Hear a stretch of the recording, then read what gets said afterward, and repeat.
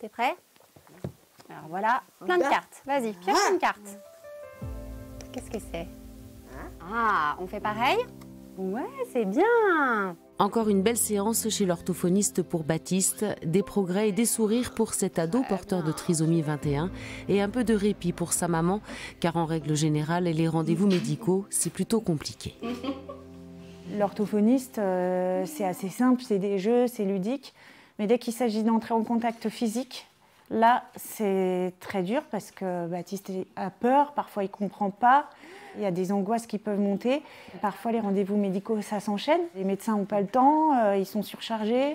Ce serait important d'avoir des parcours de soins spécialisés dans les hôpitaux où on peut voir plusieurs spécialistes, pourquoi pas au même moment, enfin dans une même journée, qui ont l'habitude, qui vont avoir le temps, qui vont pouvoir permettre de ressortir parce que ça ne va pas et puis de revenir un peu plus tard, d'avoir d'autres méthodes et de pouvoir coordonner plusieurs spécialités. Chez le médecin ou encore à l'école, les difficultés sont réelles. Et à cela s'ajoute le regard de la société sur les porteurs de trisomie 21. On pense souvent que c'est des personnes qui vont pas pouvoir travailler, pas pouvoir apprendre, qui seront, entre guillemets, ce qu'on peut entendre souvent, des boulets pour la société.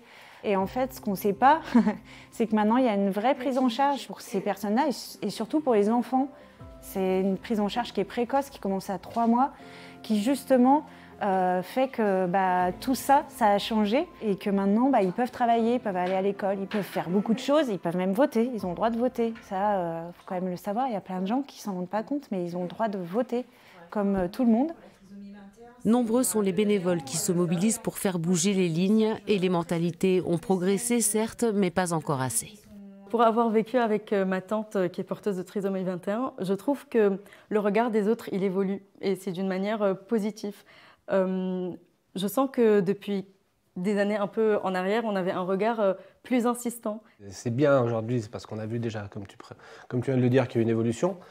Mais il y a encore beaucoup de chemin à parcourir pour accompagner les enfants, pour accompagner les familles, pour accompagner les parents, pour donner des orientations aussi professionnelles pour ces enfants qui grandissent. Et donc, quand ils deviennent adultes, enfin fin d'adolescence, début de l'adulte, il faut aussi que ces enfants puissent travailler, puissent avoir une activité comme tout le monde. Des adultes porteurs de trisomie 21 qui sont souvent oubliés parce que devenus grands, ils seraient, dit-on, moins attachants que les enfants. Il y a une différence de regard entre un enfant et un adulte porteur de handicap. Les enfants trisomiques souvent attirent les gens, on a envie d'aller à leur contact.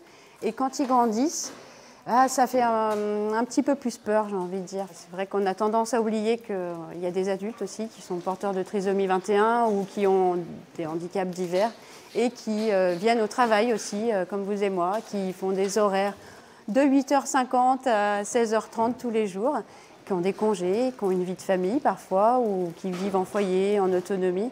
Et voilà, il faut bien penser aussi qu'ils sont là, ces adultes responsables et autonomes. Des adultes comme Lionel qui, le moins que l'on puisse dire, a une vie bien remplie. C'est important pour toi de travailler? Oui. Tu te sens utile? Qu'est-ce que ça te fait de travailler? Travailler, ça m'arrange pour gagner des sous. Ah oui, c'est important. Voilà. Et au-delà de l'argent, qu'est-ce qu'il y a d'autre? Je me ressens que je revis quand je travaille. Quelqu'un m'a dit que tu faisais du théâtre. Ah oui, j'ai fait du théâtre, j'ai fait du yoga, je chante avec le micro karaoké. J'ai une belle histoire d'amour avec Marion, ça se passe très bien. Et en supplément, j'arrête là. Je souhaite, là je chante faux, mais j'aimerais être, si c'est possible, chanter juste. Avec un prof qui m'entraîne. Eh ben merci beaucoup.